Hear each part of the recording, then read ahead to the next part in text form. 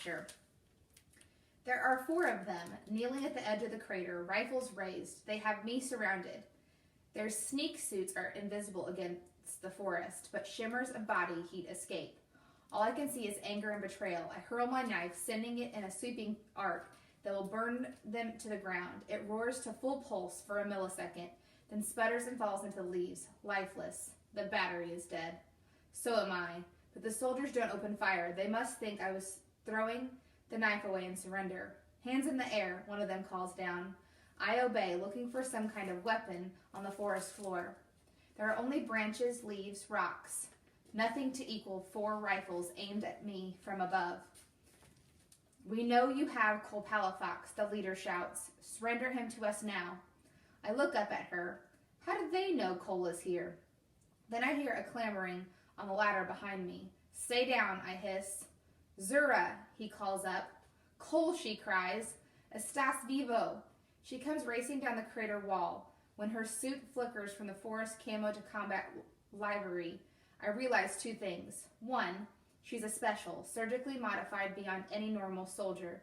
No other kind of human could make that descent look so effortless. Specials were the lethal endpoint of pre-regime surgery. Their muscles enhanced, the reflexes sped up, their bones reinforced with drollery. Their minds were made cold and hard, and their faces fashioned with a fearsome, angelic beauty. At the start of the mind reign, special surgery was illegal, but it seems everything is permitted now.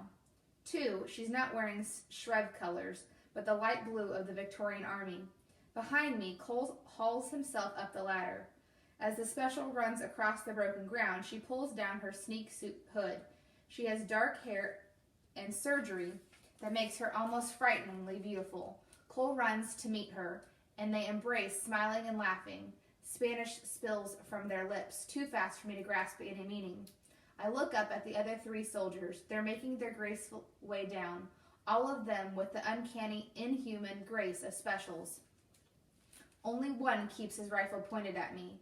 They look a little tired, like they've been on the run since the attack began. I figure they won't shoot me if I lower my hands. Part of me doesn't care. Too much is tangled in my head. My sister's illness, Cole knowing I was a hostage, his false kiss. Suddenly, every old break in my bones burns, as if all of my damage is on fire. I can feel the scar over my eye and the dirt on my face. Nothing seems solid or real, not even the forest floor beneath me. I want my knife, but it's fallen somewhere in the leaves. My feet shuffle toward it, and I drop my knees, sweeping the undergrowth with my hands, searching for the only thing I still trust. There it is, hard metal in my hand. When I raise it up into the air, one of the soldiers is standing there ready to shoot. No, comes Cole's shout through the spindly trees. The man hesitates, and seconds later Cole is there, putting himself between me and the leveled rifle. Esta es mi amiga. My brain churns through the half-understood words. My friend. More Spanish flows around me, explanations and confusion. I sit there, staring at my knife. What would the soldiers do if I just walked away? I could take Cole's hoverboard and fly home to save my sister. Or would he let them shoot me? Frey, Cole kneels before me. It's okay. They're Victorian. I can see that. He's beaming. But they're getting orders from the code book. I shake my head. He might as well be speaking French. Cole gathers himself, grasps my shoulders. He leans close, his words slow and careful. They think my mother is still alive. Zura, it turns out, is the woman who taught Cole how to shoot a bow and arrow. She and the others are Victorian House Guard, elite commandos who were on patrol with my father's forces when his treachery began. 1 minute we're hunting rebels together, Zura explains in ancient English. The next they start shooting at us. We got away, but we couldn't find any other friendly units. And then she pauses to give me a wary look. I may be dirty and disheveled, but I'm still wearing my sister's face. Cole has ordered them not to ask why I look so much like La Princesa Rafia, but they must think I'm a commando surged from some undercover mission. You can talk in front of Frey, he says. I trust her. Frey, Zura repeats carefully. Yes, sir. A few hours ago, we got a message from the book. Cole turns to me. The code book is the key to the Victorian Army. It drops hidden messages in the global feeds, which only our forces can read. There's only one book, and my mother keeps it with her always. She must have gotten out that night. Cole, I say softly, that's wonderful. The anger in my veins has sputtered out, but nothing has replaced it, like there's a battery in my heart and it's spent from all of this fear and fury and betrayal. I don't feel anything. I just want to go home and save my sister. The orders gave us a code to transmit, Zurich continues. It turned on the tracker on your hoverboard. We couldn't believe it when we got a signal. Jethro put a tracker on my board? Cole shakes his head, laughing. She always said she'd never do that. Thank the saints she did, Zura says, and she must have been the only one who knew about it, which means she has to be alive. Cole takes a slow breath.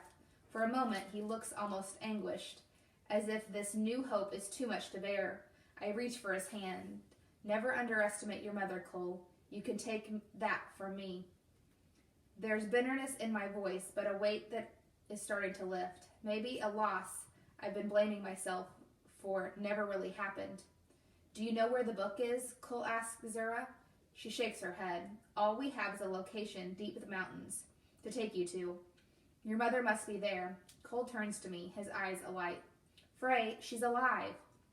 He's waiting for me to be happy to see that our alliance is back on track, as if he hadn't just told me that he played with my emotions from the moment I set foot in his home. I was deceiving them too, but I never lied to Cole about how I felt. Then something hitches in my brain and I turn to Zura. How much of the Victorian Army is left? You'd need the code book to know that, but we've been prepared for a guerrilla war in case Shrev got the jump on us.